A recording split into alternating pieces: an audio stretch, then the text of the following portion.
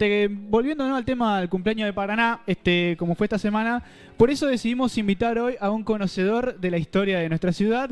Le damos la bienvenida al licenciado en Historia, Francisco Sosa. ¿Cómo anda, Fran? Un aplauso, muchachos. Hola, Fran. Vamos, vamos. Generalmente son buenos aplausos porque hoy se nos bajó uno, Hoy se nos entonces, bajó bueno, uno, claro, son pero cuatro son aplausos. buenos. Ahora son más generosos. Buen aplauso, sí. Ahí estamos. Y la buena de producción también seguro aplaudieron, pero no se escuchó la producción. Bueno.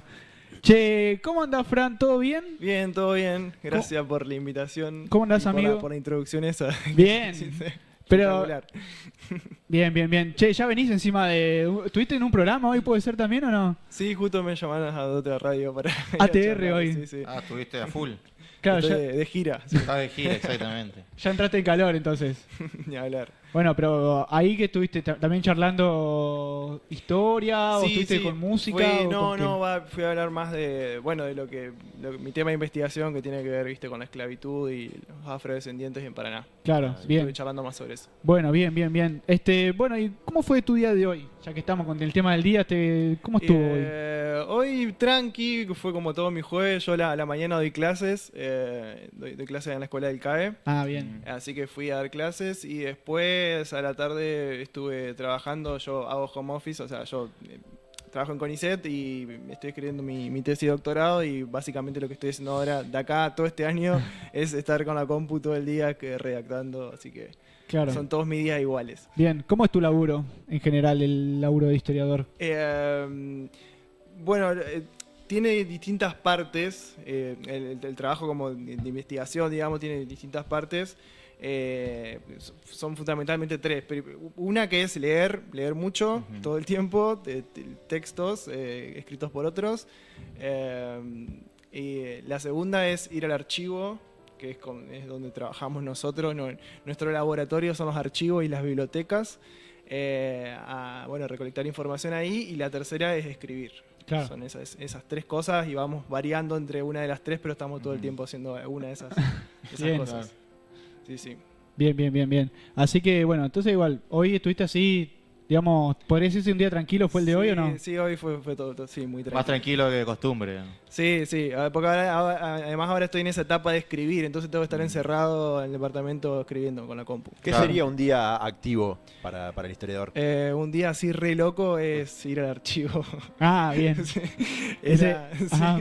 ¿Cuánto tiempo escribís por día?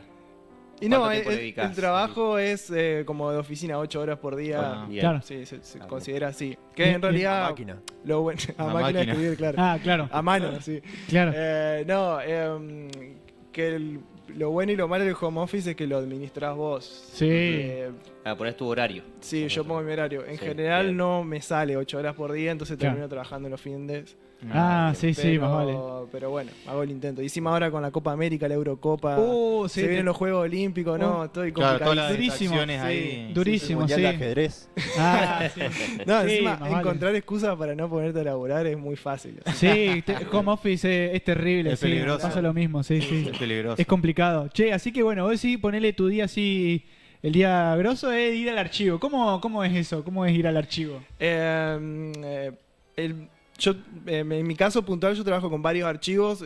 Básicamente lo que tenés que ir es, a veces tenés que sacar para consultar o no, vas, pedís, ahí se manejan con catálogo, vos tenés que ir a buscar lo que vos estás buscando, preguntar y indagar ahí, tenés que ir con unos guantes porque generalmente manejás Ah, documentación muy antigua que está en condiciones bastante precarias. claro. Se puede romper fácil. Se puede romper, te puedes contagiar una enfermedad del siglo no sé cuánto. Sí, no, Eh, no apto para alérgicos. sí, No, sí. autoalérgico. Claro, no, es más que nada por el tema de que sí, se pueden romper los documentos, entonces tenés que usar esos guantes y sí, hay mucho polvillo, así que es complicado con eso. Y bueno, después cada uno va a los archivos dependiendo de los temas que esté investigando. Yo puntualmente trabajo con algunos archivos acá en Paraná, porque yo investigo sobre Paraná, también con el AGN, que es el Archivo General de la Nación en Buenos Aires. Claro. Y después, algo que está buenísimo de estos últimos años es poder trabajar, hay mucho que ya está digitalizado. Claro. Ajá. Entonces, trabajar directamente desde la compu. Eso Ah, está claro. buenísimo. Mirá. O sea, lo que yo hago cuando voy a los archivos, porque acá en Paraná, por lo menos en De Río en general, todavía no hay tanto digitalizado, es ir con el celu, sacar fotos y después procesar todo eso en la Indiana compu. Jones se hubiese ahorrado un montón de maldiciones y estaba todo digitalizado, boludo. Claro. Sí. Ah, vale. Pero Sí, hubiéramos ahora tenido eso menos es películas. Es mucho más fácil, está buenísimo. Sí. Claro. En Sí. otras épocas había que ir y pasar todo a mano. Claro. No, Viaje. sí, un viaje. Y los sí. libros no te lo dejan llevar ni en pedo tampoco. No, por eso yo también, en los libros también, todos, fotos. Más vale, foto y a la bosta. Pero bueno, está bien. Me une. Aparte hoy en día tenés aplicaciones, ¿viste? Que ya le podés sacar, digamos, el texto, Ni hablar. este, Sí. copiándolo de la Claro. foto. Sí, eso también es está un muy re bueno. buen invento, el Sí. OCR, viste, que te lee los textos, Ajá. que te detecta los caracteres. Ah, mira, no sabía, no, Sí. no lo probé yo eso. Y bueno, Sí. yo creo que en algún momento esos papeles ChatGPT. tan viejos que están van a estar todos digitalizados. Sí, ojalá. No sé en llegue. cuánto tiempo, pero Sí, en algún momento va a estar todo subido a la red. sí. Acá todavía no pasa. Sobre Sí, todo no, pues, obviamente, ni Porque eso me cuestiones pasa presupuestarias son cosas muy caras. Obvio. Pero sí, hay archivos enteros en el mundo que ya están, Que ya están todos disponibles de esa digitalizados. forma. Ujú. Sí, sí. Mirá, Es- claro. Che, así que bueno. ¿Y la IA usás? Justo escuché ahí la producción tirada al chat GPT. ¿Usás IA o no para tu laburo? La estoy empezando a usar, o sea, la uso para algunas cosas, como por ejemplo eso del reconocimiento de caracteres, está buenísimo. Ujú. Porque, no sé, en mi caso particular, yo que reconstruyo historias de personas y de familias, entonces me sirve buscar nombres. De familia, mira. Entonces, el reconocimiento de caracteres está buenísimo para eso. El chat GPT no he indagado tanto, pero está buenísimo para ir generando ideas de cómo ir redactando algunas cosas, Ujú. no para volcar y que te lo escriba el chat GPT, Claro. porque tiene muchos errores todavía. Yo Sí, lo, sí, sí. lo probé por ahí para algunas cuestiones puntuales. Cuando son cosas que están ya muy investigadas, no hay problema, pero cuando Claro. son cosas muy específicas, por ahí te arma cualquier cosa. Te manda fruta, sí. Sí, manda fruta. Te manda fruta. Y sí. el problema, por lo menos del último, acá ya yo entiendo, no conozco tanto, pero la versión que está gratuita todavía no tiene, en general no tiene referencias bibliográficas y eso es un problema. No, más vale, sí. Entiendo que la última versión que salió sí tiene eso, pero Claro. no la probé. Sí, es todo un tema. Más vale, para la cuestión, digamos, de laburo como historiador, dicen que no está tan bueno. Porque el chat, digamos, justamente, claro, al estar entrenado para generar, digamos, o sea, te va a meter fruta. Sí, digamos, te mete en- cualquier cosa Sí. en el medio de la narrativa, Por eso. básicamente. Pero está buenísimo, o sea, son herramientas que está buenísimo que estén y empezar a usarlas, obvio, son cosas Claro. Más vale. que sirven. Che, ¿y qué te despertó a vos el gusto por la historia? Y sobre todo por rastrearla. Buena pregunta, ¿eh? Sí. Oh, bien, ahí. A mí, medio que yo como que fui descubriendo la vocación a la medida que ya estaba estudiando. O sea, cuando, no sé, yo creo que les pasó a ustedes también, cuando terminé el secundario medio que no sabía qué quería hacer. Claro, sí, nos pasa a todos. 16, 17, 18 años no Sí. tenía ni idea. Imagínate, estudiamos periodismo. Claro, claro. Como no sabíamos, bueno, No sabíamos. acá estamos. Claro, bueno, Gran error fue. sí, bueno, a mí me gustaba comunicación social también. Me gustaban las ciencias sociales en general y quería elegir algo y me acuerdo que un día me senté viendo los planes de las carreras y vi el de historia y me flashearon los nombres de las materias. No tenía matemáticas. Que no tenía matemáticas. Y nada, y me flashearon las materias y quería saber de qué se trataba eso, como me despertó esa curiosidad. Como, y a ver, arranqué. un nombre de una materia, por Me ejemplo. acuerdo que una era sociedades del cercano oriente, otra era formación del mundo afroasiático. Mirá. Uf, Y yo decía, Buenos títulos. Copado. ¿de qué será esto? Claro. Quiero saber esto. Y Ajá. entonces agarré y me metí a estudiar historia. más vale. Y después, por suerte, me terminó gustando. Claro. Y me terminó gustando la parte de investigar, porque viste, en la carrera vos podés hacer el profesorado o la Ujú. licenciatura. Ujú. Y bueno, yo me orienté más a la parte de investigación. Si bien después, siendo licenciado, también puedes dar clases, yo estoy dando clases, es como más enfocado a eso, a hacer investigación en historia. Ujú. Claro. Y bueno, pero eso fue ya una vez que había arrancado. Más avanzada, digamos. Sí. Sí, ya cuando venías. Che, Bueno. y como historiador, ¿cuál es tu periodo de la historia favorito? Bueno, en este momento el que más me gusta es el que estoy estudiando, que es el siglo XIX. Ah, bien. Pero no sé, tendría que pensarlo. Creo que sí, seguramente sería lo más reciente, o sea, siglo XIX, siglo XX. Me Claro. interesa más esa parte, Sí. en general. Nunca fui muy fan de Roma, Grecia antigua, todo eso, no. Claro. No, nunca. Así que sí, si tengo que elegir, sería más acá, lo más reciente. Claro. A partir de la revolución industrial, ahí ya... Claro, de ahí para acá. De ahí para Claro. adelante. Sí, aparte convengamos que es, digamos, la parte también donde hay más información. Y Sí. Depende del tema que investigues, pero sí, en general sí. Hay mucho más. Claro, bien. Así que bueno, che, Fran, bueno, ya adentrándonos un poco, digamos, en lo que te dedicás, digamos, a tu tema de estudio, ¿qué es la esclavitud y cómo se vivió en Paraná? Bien, buenísima pregunta para arrancar.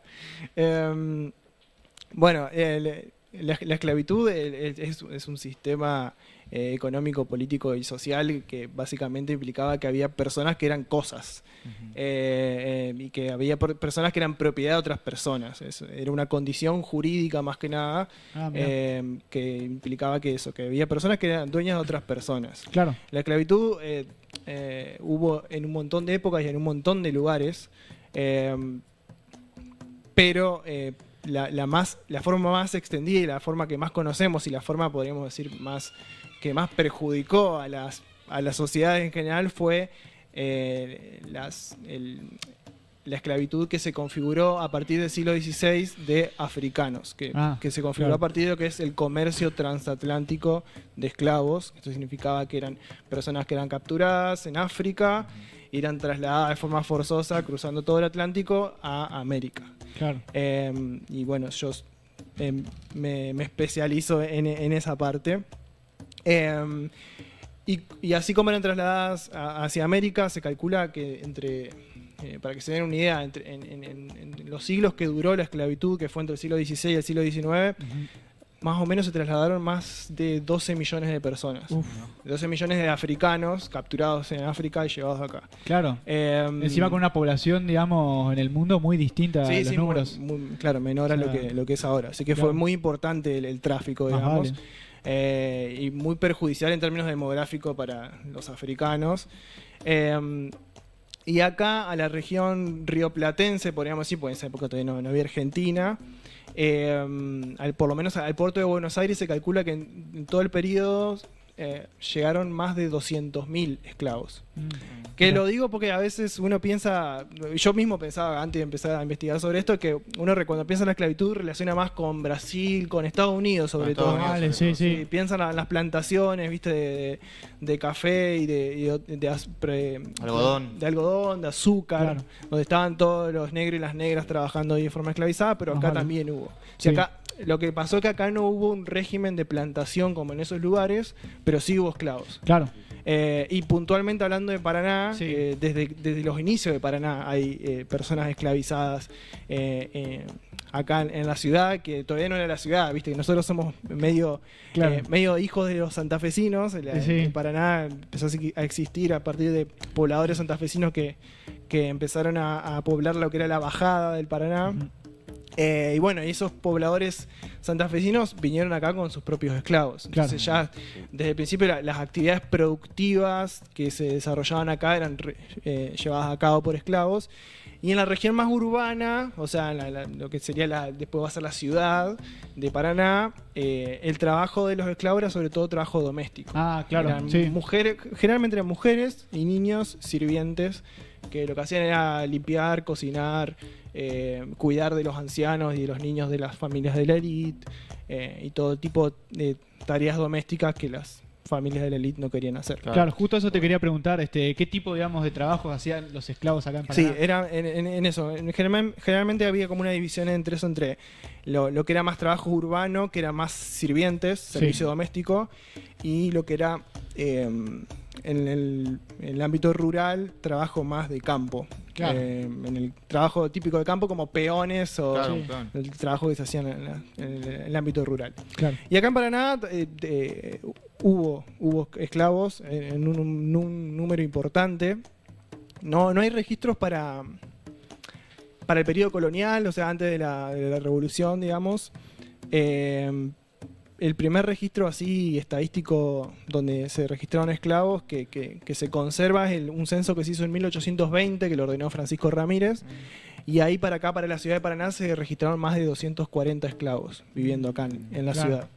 Entonces era un número importante, sobre todo si pensamos que la población de Paraná en esa época era de más o menos de 4.000 personas. Sí, o sea vale. que eran más del 5% eran solamente esclavos. Sí, sí, una locura. Y eso si solamente contamos los que eran esclavos, porque también había descendientes de esos esclavos que ya eran libres. Claro. 4 años después, en 1824, se hizo otro censo y ahí se registró el color de las personas, que se registraban como negros, pardos, morenos. Y ahí se registró que más del 20% de los habitantes de Paraná eran afrodescendientes. Zarpado. O sea, era un porcentaje importante. Sí, sí, sí. Tremendo. Ese número de personas esclavizadas después va a ir bajando durante la primera mitad del siglo XIX, porque lo que empieza a pasar acá es que se empiezan a implementar políticas anti-esclavistas. Claro. Entonces va a ir desapareciendo la esclavitud, no así los afrodescendientes. ¿Y quién empieza esa política anticlavista? Buenísimo esa pregunta, y está relacionada con la historia de la ciudad, porque viste Mirá. que lo que Claro. no, viste que lo que acá festejamos no es la fundación de Paraná, porque Paraná no fue fundada, Claro. sino que es cuando pasa de ser villa cuando adquiere la categoría de villa. Claro. Bueno, la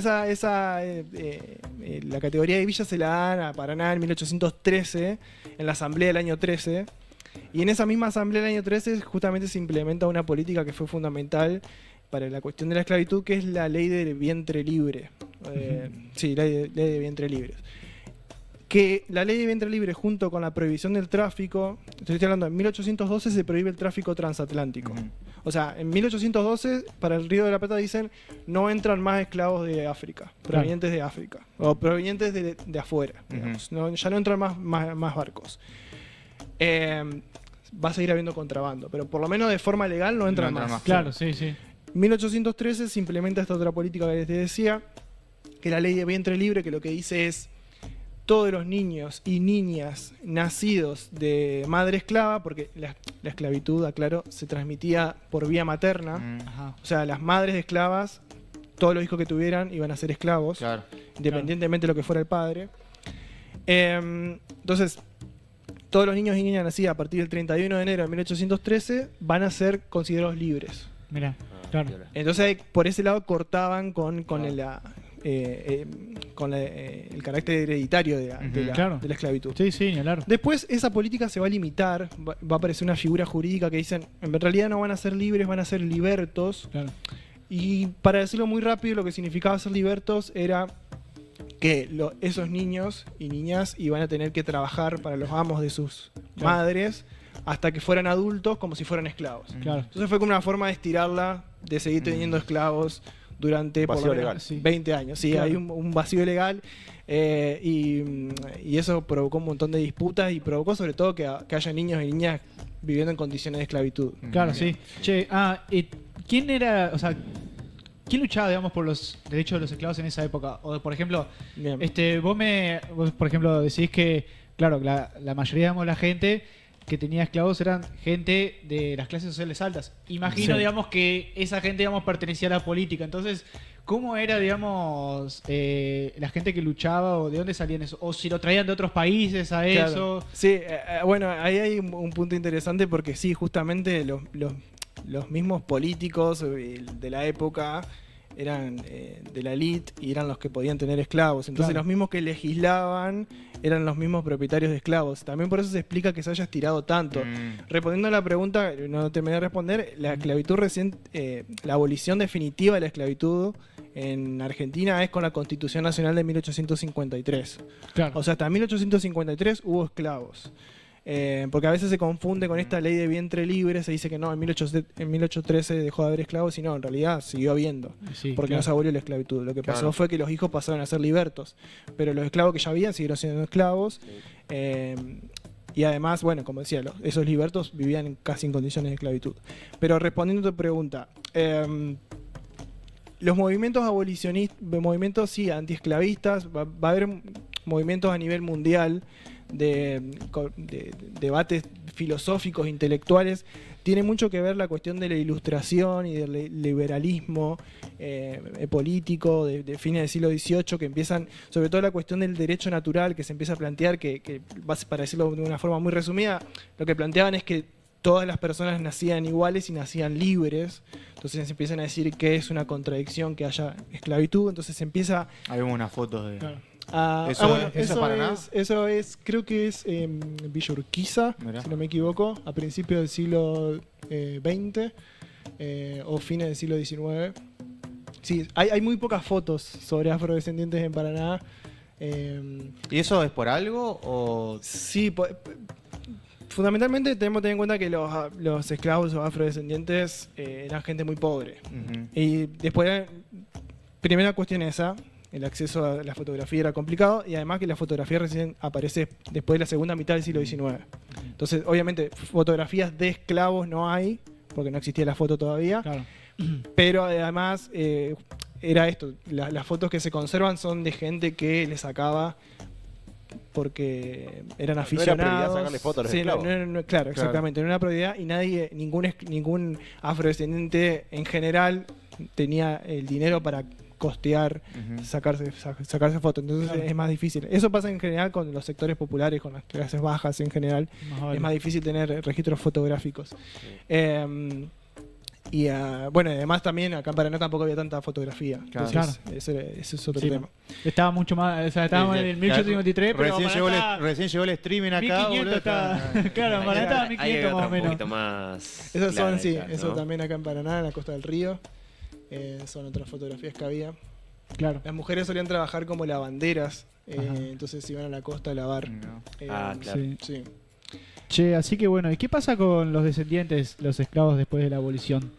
Bueno, es un poco el trabajo que estoy haciendo con mi tesis, Ah, porque justamente por ahí cuando uno piensa en la historia y uno lee los libros, se menciona esto, que hubo esclavitud acá en Paraná, te mencionan estos censos que había, qué sé yo. Pero una pregunta que siempre queda es qué pasó después del 53. O sea, Claro. bueno, después del 53 se da la abolición definitiva de la esclavitud y uno dice, bueno, ¿y qué pasó con esas Claro. personas? Ajá. Porque además está muy instalado un mito que habla de acá en Argentina que no hay negros en la actualidad, viste, como que si desaparecieron de un día Sí. para otro. Claro. De hecho, eso pasa ahora mucho en Twitter con el tema justamente de la Copa América. Ni hablar. Que la selección argentina, ¿viste? No tiene negros, No tiene sí, negros. sí, y sí. pasa Siempre que para sale. ellos el negro es el africano. Ni hablar, Claro. sí. Sí, Ese es el concepto de ellos. claro, parte de ese desconocimiento de pensar solamente al afrodescendiente como una persona negra, Ujú. africana, como se imagina. Pero bueno, también tiene que ver con un prejuicio de que nadie quiere ser afrodescendiente. O sea, que nadie quiere ser negro, digamos, Claro, porque claro. ser Sí. negro está mal, o sea, Sí, sí. o algo negativo. Entonces, es una articulación de muchas cuestiones que obviamente el factor más de peso tiene que ver con el racismo, con esta idea Claro. de que Sí. ser negro era algo malo. Entonces, para esas personas, cuando ya pasan a ser personas libres, para de alguna forma poder ser integradas a esa nación argentina que se estaba construyendo, la idea era que abandonen sus prácticas culturales, todo lo que los asociaba con la esclavitud y con África, Claro. para poder de alguna forma progresar. Entonces empieza a darse como esa idea de que después de ya a fines del siglo XIX ya no había negros. Ujú.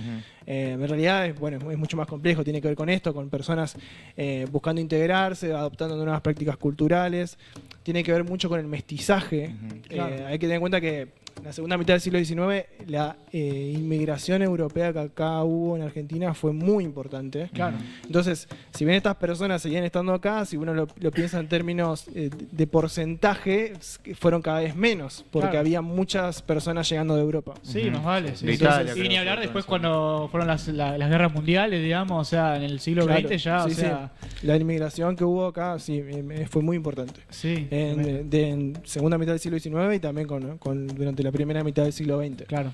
Entonces se dan todos esos procesos. Pero bueno, puntualmente lo que yo veo cuando sigo porque yo lo que hago es básicamente como tomar los nombres de estas personas y tratar de buscar esas mismas personas después.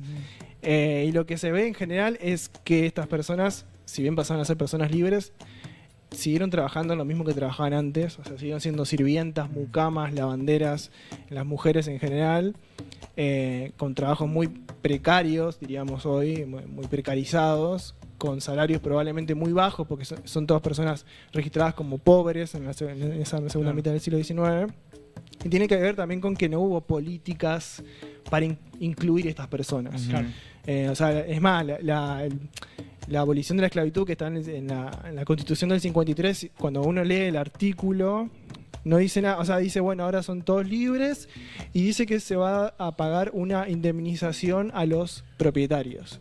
O sea, no pensaron en los esclavos, claro. pensaron en los propietarios. Claro, Claro, Te dejo me ser parece esclavo que de sí. culpa. Claro, te dejo ser esclavo. Básicamente que le faltó algo, Soy che. esclavo, manejate. Claro, fue como algo así Una como cosa dijo así. Palote. Sí. Perdón que te dejo sin esclavo, te vamos a pagar por esto. Entonces, con esa mirada, con esa forma de pensar el futuro de estas personas que eran esclavas, después fue muy difícil incorporarse. También hubo personas que se destacaron así todo, teniendo todo en contra y tuvieron lugares destacados en la política o obtuvieron grandes emprendimientos que les permitió crecer económicamente. En Buenos Aires, por ejemplo, hubo todo un movimiento de prensa, de diarios afroporteños, escritos por intelectuales afroporteños, Mirá. músicos muy destacados también. Bueno, uno Sí. cuando piensa también en los afrodescendientes, los orígenes del tango y de la música en general están relacionados con los negros y las negras, porque fueron ellos los que lo pensaron, lo desarrollaron, tiene orígenes afro.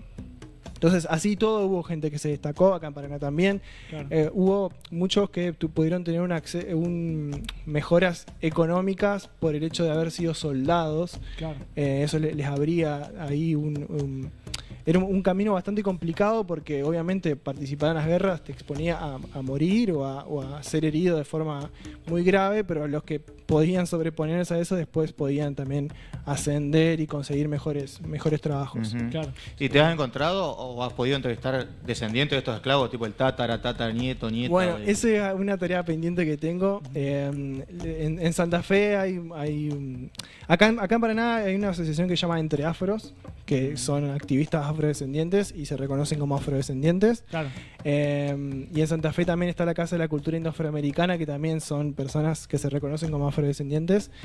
Mi tarea pendiente es poder reconstruir una línea genealógica hasta la actualidad. Claro. Yo lo que he podido hacer es reconstruir trayectorias de vida desde África hasta fines del siglo XIX, personas que vivieron acá, Claro. pero todavía no logré conectar hasta la actualidad. Ah, Falta mirá. toda esa parte, porque como yo investigo sobre el siglo XIX, corté ahí a fines del siglo XIX. claro, después lo otro. Claro. Sí. Ni hablar. Me falta buscar esas mismas personas en el 20. Sí, Claro. ni hablar. Sí. Che, ¿y cómo fue exponer este tema en el exterior? Eso estuvo buenísimo, sí. No, estuvo el mes pasado cuando que viajé, fue me encantó me encantó poder charlar sobre la ciudad de Paraná en Estados dónde Unidos. fue? ¿En Estados Unidos? Sí, sí. ¿Ciudad? Fue en Cambridge. Básicamente me gané una especie de beca para ir a presentar un capítulo. Me eligieron de la Universidad de Harvard Mira. para presentar un capítulo de mi tesis de doctorado, que es la que estoy escribiendo ahora.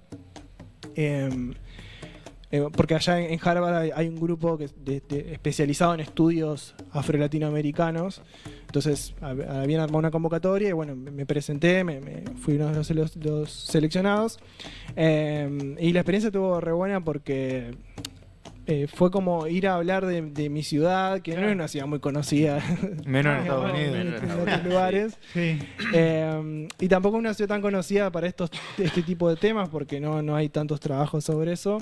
Pero con gente que son como los mayores especialistas en la temática. Claro. Sobre todo porque en Estados Unidos están muy desarrollados estos trabajos, sobre todo desde la década del 60 con el movimiento del Black Power y todo el activismo afro que hay allá. Entonces, por ese lado estuvo re bueno.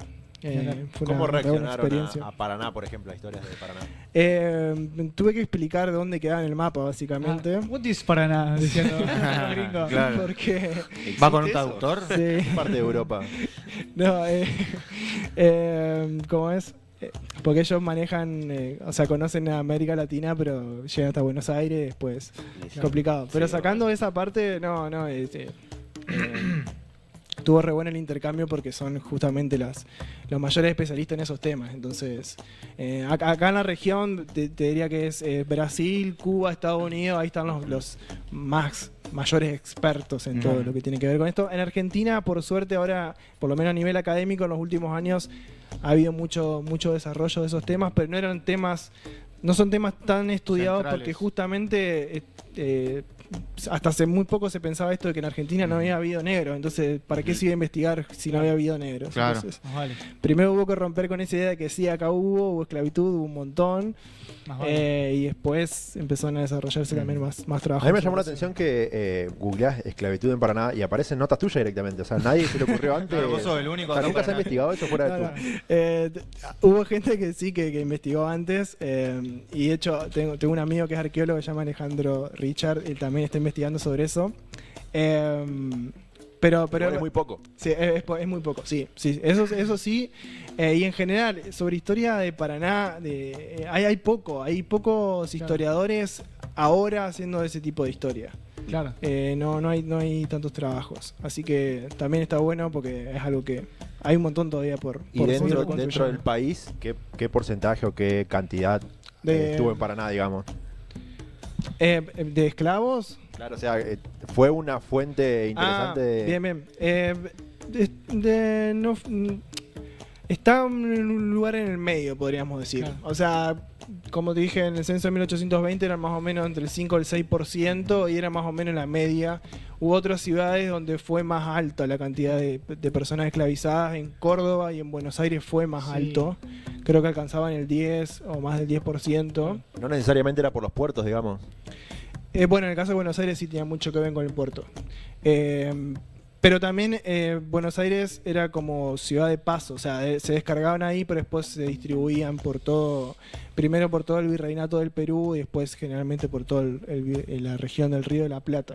Claro. Entonces sí tenía mucho que ver, arribaban muchos esclavos ahí, pero después hay que ver cuántos se quedaban en Buenos Aires. Claro. Que ese número dice ya no me acuerdo bien exactamente, pero respondiendo a tu pregunta, Pablo, sí, en Paraná hubo un porcentaje importante. No fue la ciudad con más esclavos y esclavas, pero sí fue importante. Claro. ¿Hay mitos dentro de tus investigaciones que vos digas, todo el mundo piensa que es así y nada que ver? Leyenda negra. Sí, Che, sí. Pablo, ¿querés venir a la mesa, loco? ¿Querés venir? Está copado, Está boludo. sentido. Vení, Está boludo, re motivado, boludo. boludo. Están a pleno tus Dale una preguntas. silla, boludo. ¿Precio? Bueno, sí, Bueno, el mito más importante, un poco que estaba contando, que es el mito de la desaparición de los negros. Eso es como el primer mito que por suerte ya en los últimos años, por lo menos a nivel académico, ya se rompió con eso y se confirmó que eso no pasó, digamos. Hasta hacía unas décadas estaba muy instalado esta idea de que los negros habían desaparecido porque habían sido carne de cañón en las guerras, porque se habían muerto en las epidemias, sobre todo en la epidemia de fiebre amarilla de la segunda mitad del siglo XIX. Y después había una cosa muy rara que se planteaba y era que se habían blanqueado, como si, por ejemplo, cuando tenían un hijo o una persona afrodescendiente con alguien descendiente europeo, esa persona después iba saliendo cada vez más europea. Una cosa Claro. muy rara, digamos. Claro. Sí, sí. Como de raza, como Claro, cruzar sí, perros. sí. Claro. Sí, bueno, está muy relacionado con la cuestión del racismo científico, porque en el siglo XIX estas teorías de racista lo que decían era que las razas superiores como que iban absorbiendo a las razas Tenía inferiores. mejores genes que el Claro, gen sí, africano. se imponía Claro, la raza superior. Y esas cosas tuvieron un peso muy fuerte y quedaron mucho tiempo en el sentido común, y por eso también mucha gente piensa esta cuestión de que esas personas desaparecieron, cuando en realidad lo que pasó fue que hubo procesos de mestizaje. O sea, estas personas siguieron estando acá, esas personas se casaron con otros descendientes de europeos, con descendientes de indígenas, y Claro. bueno, Se y fueron eso, mezclando. sí. Más vale. Entonces, para mí un ejercicio súper interesante para hacer es tratar de uno mismo pensar en su historia familiar y rastrear, a ver si conoce de dónde vienen todos sus abuelos, bisabuelos. Sí, Porque siempre es más fácil reconstruir la parte europea, claro. que es la que a uno le contaron, porque aparte en general la gente se siente orgullosa de decir, no, yo soy descendiente de italiano. Claro. Y la parte por ahí de, no, yo soy descendiente de indígena o de afrodescendiente es mucho más complicada, porque no es algo que por la que la gente en general siente orgullo. Se cree que el argentino es blanco cuando la verdad Sí. que Sí, ni hablar. Sí. Claro. Medio no, no, marroncito. Y aparte hay muchos argentinos que se sienten orgullosos de ser más blanco que el resto de los latinos, Ah, ¿viste? Sí, Ah, no, no. Sí, sí. Más vale. Esas Después son las sí. cargadas contra los mexicanos en Twitter. Ah, sobre claro, todo. ni hablar, sí. Sí, soy no, Rodríguez, soy español, boludo. Che, no, Fran, no entres a Twitter. Twitter. Che, así que bueno. ¿Los pibes tienen alguna pregunta más o algo? Sí, yo te quería preguntar, de toda esa información, ¿la sacás del archivo o buscás en otros lados también para llegar a lo profundo? Bueno, como viste cuando conté al principio, nosotros lo primero que hacemos es primero ir a leer todo lo que se dijo sobre el tema. Entonces hay mucha información que ya se dijo y hay gente especialista que uno recupera, digamos. Después lo que tiene que ver con el aporte que uno hace en su propia investigación, sí, es desde los archivos. Desde los archivos. Que ahí uno va combinando la información de distintos archivos dependiendo de cómo, a dónde querés llegar, digamos. Entonces yo te decía, yo trabajo un poco con los archivos acá de Paraná, con de Buenos Aires, con bibliotecas de acá, con relatos de viajeros, con memorias de la época, con el archivo notarial, con registros de bautismo. O sea, es como un combo de distintas cosas. Pero sí, la primera fuente de información es lo que ya hubo otra gente escribiendo sobre Claro, el tema. ya Sí, que claro. esa gente. Bien. Che, bueno, como para cerrar, Fran, ¿por qué crees que es importante saber sobre la historia de la esclavitud en Paraná? Bueno, yo creo que es importante que conozcamos, primero porque siempre es importante conocer nuestra historia. Eso hace que repensemos nuestra identidad y eso es importante. Pero fundamentalmente me parece que es importante para poder hacer un aporte también a combatir estas ideas sobre el racismo que están muy instaladas. Y creo que conocer cómo funcionó la esclavitud, que hubo esclavos acá en Paraná y que esas personas tuvieron hijos y que son nuestros propios antepasados, puede ayudar a que repensemos esas cuestiones, a que repensemos a qué nos referimos cuando decimos negro, a qué nos referimos cuando pensamos en nuestra propia historia de la ciudad. Claro. Bueno. Muy bien, Fran, bueno. viejo. ¡Vamos, Fran!